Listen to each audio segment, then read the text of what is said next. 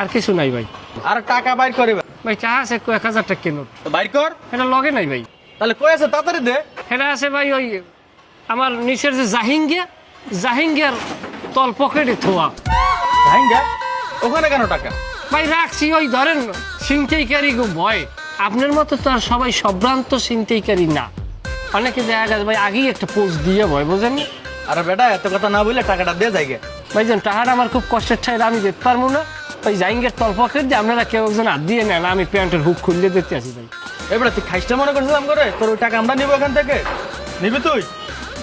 এবারে শেষ আমার কাছে তো না জাঙ্গের ভিতরে খাইসটা লোক। আমার লাগে খেলতে আইসো, আডুর থাকবে না সাল। এদিক দিয়ে যাবো, এদিকে খাইলে ধরা খামু, এদিক দিয়ে যাই। কোনো সমস্যা নাই টুনটুনি, তোমার সাথে মনের সুখে কথা বলবো। এই যে রোদ বৃষ্টি থাকে কোনো সমস্যা নাই, পাইতে পেরেছ?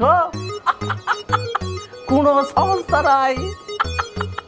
ভাই দাঁড়ান তো, গায়ে হাত দাও কেন তুমি? জবের ব্যাপার তো, গায়ে হাত দিলে কি হবে শোনা নাকি? আর আপনি কে ঝট করে ঢুকে গেলেন? আগে নিজে পরিচয় দেন তো। আমি এই বাসার খালাতো ভাই। জবের বাবা তো পাইতে পারলাম না, কি আনছান কথা বলছেন?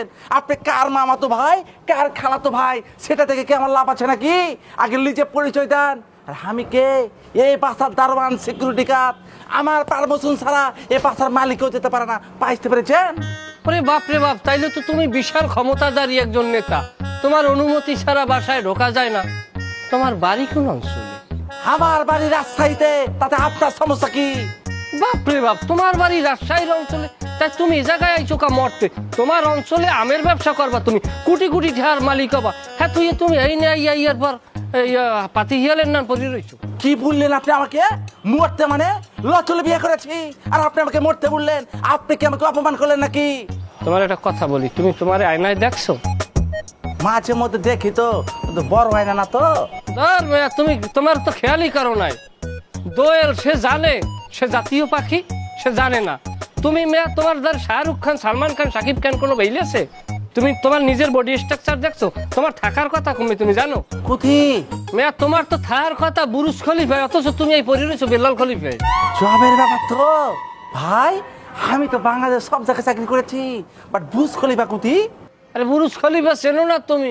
ওটা ডুবাইতে ওই যে গোরা মোটা আগাছে হন যে ও বিল্ডিং দিয়া, ও জায়গায় দেখছো? ও জায়গায় সব শেখেরা যাওয়া আসা করে, আরবিয়ানরা, ইংল্যান্ডের মানুষ আর কি, ইংরেজরা, ইউরোপিয়ানরা, আমেরিকানরা, এশিয়ানরা। ওখানে যাবা, ওখানে যাইয়ে তুমি সিকিউরিটি গার্ডের চাকরি করবা, যত বড় মুথমে হোক তোমার দ্বারে চেক আপ করিয়ে তারপর ঢুকতে হইবে। তোমার ক্ষমতা কোথায় চলে যাবে তুমি জানো? সব কিছু পাইতে পারলাম, কিন্তু যাবো কিভাবে? সেজন্য তো একটা ওছিলা লাগবে নাকি? সেই উসিলাটা তোমার চোখের সামনে এখন বর্তমানে দণ্ডায়মান, আমি নিজে স্বয়ং। শোনো, আমি তোমারে লইয়ে যাবো, কারণ আমার অনেকগুলো বিষয় আছে, এত বিষয় আমার নিজেরও লাগে না।